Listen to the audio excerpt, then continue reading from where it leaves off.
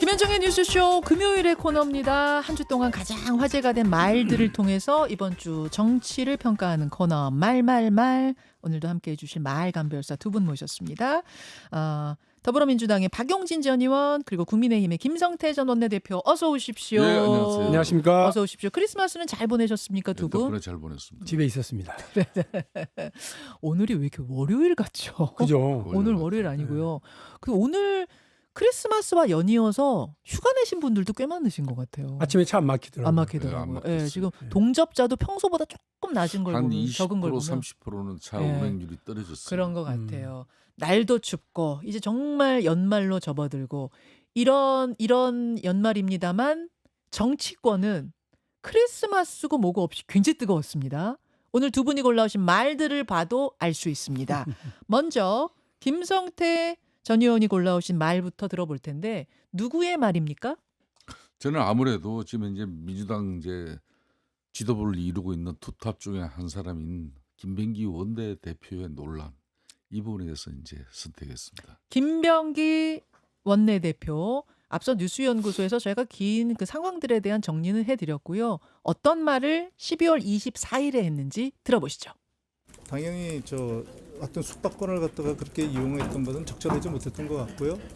즉시 반환 조치하겠습니다. 이번에 보면은 숙박료가 1박에 80만 원이 넘는다 이렇게 하지만 실질적으로 한 30만 원 정도 좀 넘는 그러니까 34만 원 정도 이런 정도의 금액이었습니다. 다만 당시에 정무위나 국토위 소속이셨으니까 이게 제가 액수를 누누이 말씀드리지만 지금 그게 적절하지 않았다고 얘기를 드립니다. 자, 요건데요. 다시 한 번만 짧게 상황을 좀 요약을 해보자면은, 그러니까 2023년에 김병기 원내대표 가족의 해외여행 당시 보좌관이 대한항공 측에 공항 의전 요청을 했다. 2024년 10월에는 서귀포 카알 호텔 로얄 스위트룸 2박 3일 숙박권을 받았다. 거기다가 지역구에 위치한 대학에 김 원내대표 아들이 편입을 했는데 그 과정에도 뭔가가 있었던 거 아니냐 등등등의 의혹이 줄줄이 불거진 겁니다. 근데 어제 김병기 원내대표 측에서 일종의 반격에 나섰어요. 제보자들에 대한 문제 제기였는데 이거 누가 언론에 제보했는지 난 안다. 보좌관들의 단톡방인 여의도 맞돌이라는 이름의 단체 대화방 거기에서 지난 계엄 이후 그러니까 24년 12월 9일 계엄과 관련해서 아주 부적절한 대화들이 오갔고 또 한 명의 구의원 도둑 촬영한 거를 거기다가 막 올리고 이런 걸 알게 돼서 그 보좌관들을 면직했다 내가 해고했다. 그랬더니 그에 대한 보복으로 지금 이렇게 나에 대한 음해성 제보를 하는 게 아니냐라는 취지의 이제 반격을 내놓은 요게 이제 김병기 원내대표 사태의 흐름입니다. 자, 김성태 전 의원님 어떻게 보고 계세요? 김병기 원내대표의 지인은 지금 현재 민주당 지금 거대 입법 권력 그러니까 집권당 원내대표입니다. 집권당의 넘버 2예요. 그렇다면은 국회의원 신분 그 자체만 가지고도 절대적 공인이지만은 집권당의 넘버 2 같은 경우는 보통 집권당 원내대표면은 국가 흔히 말하는 서열에서도 15위에서 17위권 거기에 들어가는 사람이에요. 예. 그럴 정도로 공인 중의 공인이란 말입니다. 예. 이 공인이 어떻게 됐든 자기가 데리고 있던 그런 보좌진들에 의해서 그런 문제가 제기되었다 하더라도 절대 정치인 이 권력자 공인들은 아랫사람들하고 싸우면 안 돼요. 예? 결론은 그 모든 게 자신이 부득이의 소치라 그러면서 결론은 계속 이걸 부득이의 소치면은 내가 어찌됐든 간에 내가 데리고 일하던 그 보좌진들을 내가 힘들고 참 안타깝게 그리고 나한테 참 원한을 가지는 정도로 저렇게 뭔가 내가 몹쓸 짓을 한 거 아닌가 이렇게 자성하고 성찰하면서 이걸 갖다가 부득이의 소치로 자기가 그걸 참 이렇게 책임을 지는 그런 아우르는 모습이 제일 중요한 건데 저는 어제 이 일을 수습하는 과정에 정말 찌질하게 좀 후지게 왜 그 맞돌인지 뭔지 그 보좌진들의 단톡방에서 여의도 맞돌이. 단체방 그런 그게 어느 언실의 보좌진 그룹이라도 예. 언님을 잘 모시기 위해서 그 보좌진들 보통 6명에서 9명들이 단톡방을 가져요. 단톡방은 다 있죠. 다 가져요. 어느 팀이나. 거기서 그러면 임금님도 안 볼 때는 다 욕하는 건데 키운 자식들 내 뱃속에서 낳은 자식도 이제 크면 아. 말 안 듣고 지 엄마 아버지 쏙 썩이고 또 아들이고 뭐 딸이고 시집 장가 보내봐요. 예? 예. 그 부모 입장에서는 얼마나 서글프고 아쉬울 때가 많아. 예. 되게 신세한탄 어? 진짜 들리시네. 시집장가까지 그래. 나왔어요. 지금. 아니 이 사람도 김병기 원내대표도 예. 손자까지 본 사람 아니에요. 예, 예. 때로는 그 며느리를 위해서 자기가 아버지로서 그 정성을 깃들인 그런 부분도 있지만은 어찌됐든 모든 게 자신의 부득의 소치로 빚어진 이 문제면 문제 해결 방식을 이렇게 가면 안 된다 이거. 당 하나만 보더라도 봅시다. 음. 공항 의전뿐만 아니라 대한항공 칼호텔 숙박권 네. 이용 같은 경우도 이게 도덕성이나 청탁금지법 위반의 정면적인 그런 비판의 대상이 될 수밖에 없는 거예요. 이해충돌 이거 관계 이거 어떻게 피해 나갑니까? 그러니까 이게 지금 만약 대가성이 없다 그러면은 김영란법 이른바 청탁금지법에 걸리는 거고 예. 대가성이 있으면 이게 뇌물죄가 되는 거고 그러니까. 그런 거죠. 더군다나 그때 상임위가 국토위 내지는 정무위 아니었습니까? 그러니까 그때 이제 대한항공 아시아나 합병 문제가 거론되고 또 이제 합병 이후에 뭐 이 양사가 어떻게 이제 효율적으로 갈 것이냐 이런 걸 국토위나 정무에서 다 다루고 있는 상황인데 그런 걸 보더라도 자기가 이게 참 보좌진들이 이런 문제 제기를 했다. 이러면은 나는 어제 그 대응 방식은 최악의 카드를 선택했다고 봐요. 아, 보자. 그러니까 예. 그래도 민주당 내에 박지원 선배 같은 사람이 예. 한 사람이라도 있어서 다행입니다. 어제 비판하셨죠 여기에 그런 대해서. 비판 떠나서 김병기 원내대표. 그렇게 대처하면 안 된다. 예, 예. 이 이야기 아니겠습니까? 알겠습니다. 김병기 원내대표 의혹 자체도 자체지만 어제 그 대응 방식에 대해 더 실망했다. 지금 찌질했다라는 표현까지 쓰셨어요. 좀 굉장히 실망했다는 표현을 쓰셨는데 박용진 전 의원은 어떻게 보셨어요? 말씀하신 것처럼 민주당의 원내대표로서 이런 논란에 휩싸인 것 자체가 저는 좋지 않은 상황이라고 보고요. 네. 또 그동안에 이런 논란이 나올 때마다 어쨌든 본인의 부덕의 소치잖아요. 본인으로 인해서 생겨났던 오해든 잘못이든 문제 제기든 비판이든 있는 거니까 더 낮게 몸을 숙이고 먼저 반성하는 태도를 먼저 국민들한테 보여주시는 게 좋지 않았을까 싶습니다. 일단 부적절한 논란이에요. 네. 그러니까 김영란법 시행이 벌써 10년 가까이가 되어가고 있는 와중에 이 김영란법 위반 논란까지 이게 생기게 된 것 자체가 부적절한 일이라서 저도 송구하다는 말씀을 드리고요. 네. 김병기 원내대표도 일단 국민들한테 해명보다는 죄송하다는 말씀을 먼저 좀 하는 게 맞지 않았을까. 이제 어제도 이제 페이스북을 보니까 일단 공개하고 그러는 와중에 미안하고 송구하게 생각한다 이렇게 하셨던데 네. 어제 단톡방 단체방 대화 내용을 공개하는 거하고는 보좌관. 별개로 네. 본인이 이 문제 전반에 대해서 책임 있는 사과 이런 것들을 해명 이런 것들을 먼저 하시는 게 이제 우선이다 이 생각을 하고요. 우리가 한 가지 놓치고 있는 걸 좀 지적을 하고 싶어요. 뭡니까? 지금 받은 사람에 대한 어떤 그 책임 추궁에 모두가 다 집중하고 있는데 실제로 대한항공 측이 김병기 원내대표에게만 이렇게 했겠는가? 는 생각을 해보자고요. 어허. 그리고 김영란법 시행된 지 10년이 됐는데 아직도 이런 짓을 하고 있구나 대한항공이. 저 그런 생각을 덜컥 했어요. 그러니까 이 김영란법을 찾아보면 받은 쪽도 그렇습니다만 준 쪽도 형사처벌 대상이에요. 100만 원을 넘어가면 예. 징역 3년 이하, 뭐 3천만 원 이하의 벌금 이렇게 되거든요. 대가성하고 상관이 없는 거죠. 대가성과는 상관. 네. 대가성이 있다, 직무 연관성이 있다. 있으면 이러면 무조건 뇌물죄예요. 뇌물죄예요. 예. 5년 이상의 무기징역까지 가능해요. 예. 그러니까 이거는 지금 김병기 원내대표에 대한 질책 그거보다 훨씬 더 강하게 지금 우리가 쿠팡 얘기 많이 하잖아요. 네. 쿠팡이 미국에서 로비하고 뇌물 뿌리고 이렇게 해서 국내에서 대기업 집단들이 정치권이나 관료 집단을 상대로 이런 일들을 해오고 있었다는 거 공공연한 사실인데 이번에 드러난 일 가지고서 한번 확인해 봐야 된다고 저는 생각해요. 그래서 이 저 대한항공 측에서 이런 거를 김병기 원내대표에게만 했느냐, 아니면 여야 김병기 원내대표 그런 얘기를 했잖아요. 여야 의원들에게 다 했다 이런 식으로 얘기를 한 바가 있는데 확인해 봐야죠. 아, 그 당시 로얄 스위트룸 숙박권을 김병기 원내대표한테만 준 게 아니라 다 돌린 거 혹시 아니지, 더 돌린 거 아닌지도 네, 조사해봐야 예, 된다. 저 이거 확인하고 그래서 그러니까 이런 뇌물성, 대가성, 뭐 호의든 뭐든 간에 네. 이거 하지 말라고 네. 법에서 정해놓은 지가 10년인데 음. 이런 걸 했다고 그러면 저는 대한항공도 엄중히 이 부분에 대한 법적 책임 져야 된다. 이 부분도 관심 가져야 된다고 봅니다. 두 가지가 궁금한데 더 나올까? 지금 보면은 뭐죠? 더 나와요? 이게 제가 그래서 이제 이 보좌진들하고의 이런 갈등 구조가 만들어지면요. 네. 그 의원들은 그 보좌진 그러니까 9명이 인사권한을 쥐고 있는 사람 네. 아닙니까? 네. 그렇기 때문에 가불관계가 되는 거예요. 음. 그 보좌진이라는 게 이게 4년짜리 아주 롱타임으로 제일 길게 있어봤자 4년짜리 그 비정규직이에요. 그 중에 뭐 보통 1년 하다가 잘리는 경우도 있고 뭐 6개월 만에 잘리는 경우도 있고 2년 3년 이렇게 되지만은 예.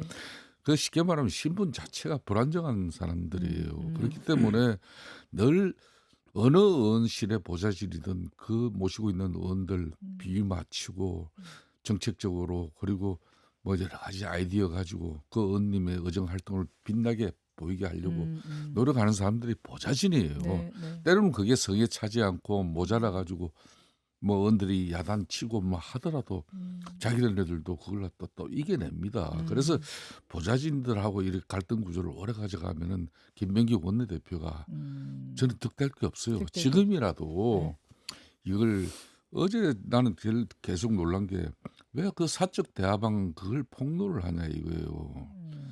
김의원 뭐 김병기 원내대표 자신을 비난하는 그런 보좌진들 참 그 어떤 애들은 결혼 줄에도 자기가 서주고 집들이까지도 자기가 참여해주고 자기 나름대로 알뜰살뜰 다 잘 돌본 보좌진들이지만은 그렇다고 해서 나는 지금 억울한데 니들 사적 대화방에서 작년 12월 24일 뭐 계엄 때도 이런 발언했고 뭐 이런 발언했고 또 우리 와이프도 이렇게 비난했고 이런 것 때문에 그냥 그게 가슴에 쌓여 있으면 안 돼.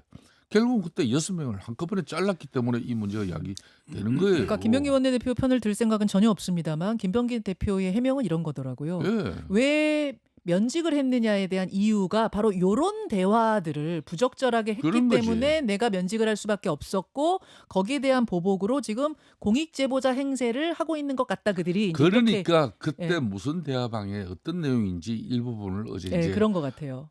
이제 공개한 것 내용을 같아요. 공개한 거 아닙니까? 그러니까 그 텔레그램 대화방 그 자체를 갖다 이제 공개하면서 이걸 뭐 성희롱 뭐 그런 정당한 해고 뭐 이런 이야기하고 당 내부에서 조사 이 제보자의 그런 입을 막기 위한 어떤 사적인 그런 대화를 가지고 사찰하고 공개하는 것은 네. 이건 적절치 않다. 더 나올 것 같다. 이게 지금 아니, 감정에 쌓인 거기 때문에 더 나올 것 같다 보시는 거고. 이런 권위주의적 방식으로 대응하면요. 네. 절대 이 6명이라는 사람이 어떤 사람은 쿠팡에 가서 또 뭐 쿠팡 대표 김병기 원내대표가 만나고 나니까 뭐 갑자기 중국으로 발령나고 그래서 옷 벗고 막 그런 친구들도 있고 알겠습니다. 그래서 좀 계속 모을 수밖에 없는 그런 구조예요. 더 계속 나올 수밖에 없는 구조다. 알겠습니다. 박용진 의원 보시기에는 원내대표직을 내려놓는다든지, 그러니까 물론 법적인 부분은 뭐 이거는 뭐 수사 조사가 될 테니까 그건 차치하고 정치적으로 원내대표직을 내려놓는다든지 당 윤리위에서 감찰을 시작한다든지 이런 제스처가 곧 나올 것 같습니까? 어떻게 보세요? 이게 뭐 그렇게 가기가 뭐 쉽지는 않은 상황인 것 같아요. 이제 본인이 결단하거나 이렇게 하지 않으면 제가 알기로 당내에서 의원들이 이거에 대해서 정면으로 문제 제기하고 뭐 책임을 묻고 이렇게 지금 일이 진행되고 있는 상황은 아닌 걸로 알고 있고요. 그래서 그 본인 수준에서 예. 의원실 차원에서 해명하고 지금 이제 대응하고 있는 수준이잖아요.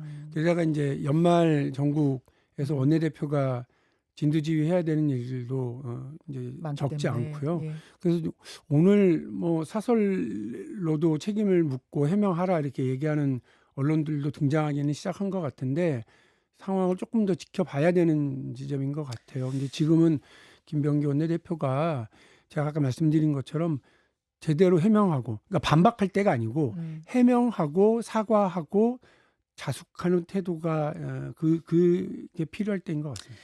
알겠습니다. 박용진 전 의원이 골라오신 말로 넘어가 보죠. 누구의 말입니까?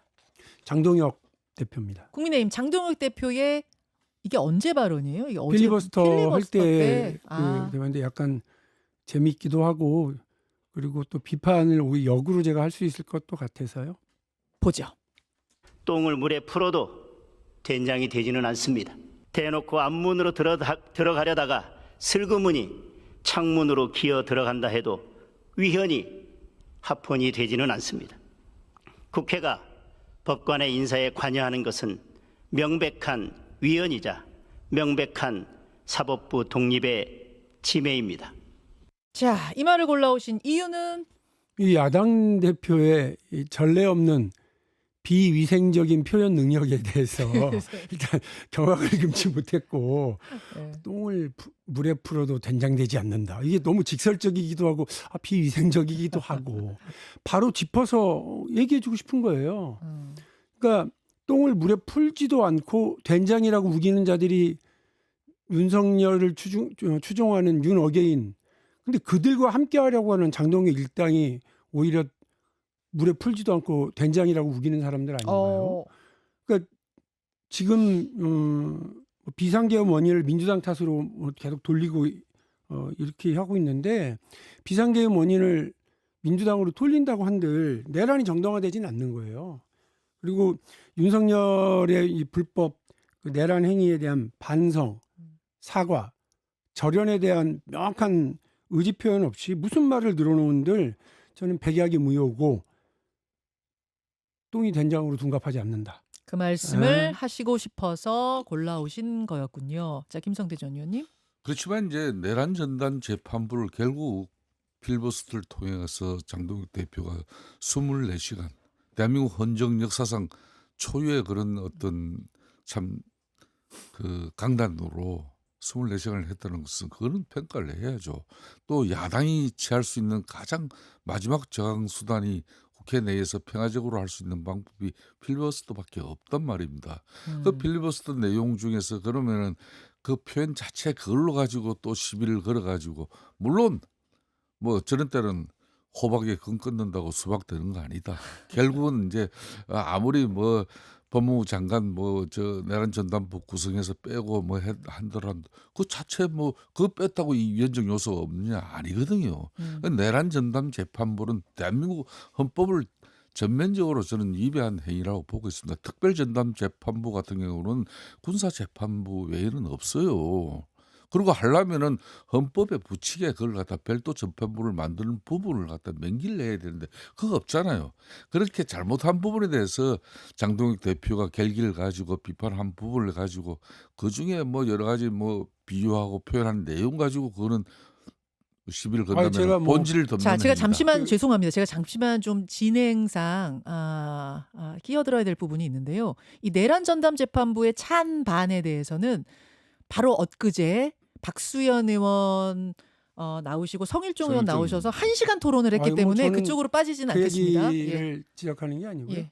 그리고 표현 능력과 관련해서도 그 말씀 드리고 싶은 게 아닙니다. 저는 장동혁 대표가 애를 쓴다고들 얘기하시는데 애를 써봐야 그 제자리 걸음이라는 거예요. 그 윤석열이라고 하는 런닝머신 위에서 내려오지 않으면 아무리 땀을 흘리고 뭐 그 1시간을 하고 24시간을 뛰어분들 그 자기 자리 제자리에 계속 제자리 뛰기밖에 되지 않는 상황이라는 걸 말씀드리는 거죠. 네. 다시 말씀드리지만 왜 정식으로 사과하고 반성 제대로 하고 그리고 그 원인이 자신들에게 있었다고 하는 것을 인정하지 않아요. 그러니까 그렇게 국민들에게 정확하게 말씀을 드리지 않고 야당 탓, 그러니까 그 당시에 야당 탓, 지금 민주당 탓 이렇게만 얘기를 하다 보니까 저는 이게 씨알도 먹히지 않는다. 그의 알겠습니다. 노력이 이 말씀 드립니다. 그런 상황 속에서 아무튼 국민의힘은 이 필리버스터를 계기로 결집하는 분위기인데요. 주목이 되는 건 한동훈 전 대표까지도 장동혁 대표에 대해서 칭찬을 하고 나섰습니다. SNS 보여주세요. 어제 우리 당 장동혁 대표가 위헌적 내란 전담 재판부 설치법을 막기 위해 장장 24시간 동안 혼신의 힘을 쏟아냈다. 노고 많으셨다 하면서 지난해 12.3 비상계엄 이후 처음으로 한동훈 전 대표가 장동혁 대표를 칭찬하면서 이거 장동혁, 한동훈 손잡나? 화해하나? 이제 풀리는 건가? 이런 얘기가 이제 주말이 아니구나. 크리스마스 사이에 많이 나왔는데 김성태 원내대표님 어떻게 보세요? 근데 저 한동훈계 이제 친한계 의원 한지아 의원이 네. 크리스마스 날 어제 이제 모 방송에서 동지가 되자는 그런 의미가 아닐까 이렇게 이제 해석을 했어요? 해석을 했단 말이에요. 동지가 되자는 거 저는 아니냐? 뭐 그런 부분은 좀 뭐 많이 나간 부분이지만은 하여튼 어떤 행태로든지 그 갈등을 풀어야만이 6.3 지방선거에서 그나마 의미 있는 성적표를 만들 수 있다. 그러니까 당내 갈등 반목 불신을 갖다 취조하지 않고 중도 외연을 확장한다는 것은 이건 상당히 어려운 일이다. 자, 그러면 유화 제스처 보낸 거 맞다고 보세요? 그런 한동훈 맞죠. 대표가 장동혁 대표한테 손 내민 거 맞습니까? 맞습니다. 장동혁 대표는 여기에 대해서 이렇게 답했습니다. 기자들이 막 물었어요. 어제 엄청 물었어요. 근데 뭐라고 했냐면 필리버스터의 절박함과 필요성에 대해선 누구도 다른 의견이 있을 수 없다고 생각합니다. 그렇게 답변을 가름하겠습니다. 자, 손 잡은 겁니까? 뿌리친 겁니까? 아니면 잡을까 말까 고민하는 겁니까? 시큰둥한 거죠. 그러니까 그 보세요. 한동훈 전 대표가 자기 칭찬할 때, 네. 자기 자랑할 때, 자화자찬할 때나 남 비판할 때는 장문이야, 장문. 엄청 길어요. 거의 서사시를 써놔. SNS에? 그런데 이번에 장동혁 대표 고생했다에는 몇 줄 되지도 않아. 이렇게 인색해. 5줄 정도 예, 돼요. 예, 예. 그러니까 그거를 손 내미는 제스처를 한 측이나 그거를 바라보는 장동혁 측이나 시큰둥하니 별 관심 없다. 네가 왜 나한테 이런 관심을 보내? 왜 이런 연애 편지를 보내? 뭐 약간 그런 편지로 가기 때문에 제가 볼 때는 뭐 두 사람 별로 변한 게 없구나. 그냥 그대로다. 손 안 잡을 거라고 보세요? 예. 안 잡을 것이다. 네. 자, 이야기를 하나만 더 발전시켜 보겠습니다. 아까 연구소에서 저 이야기를 해준 건데 장동석 연대론이 나오고 있대요.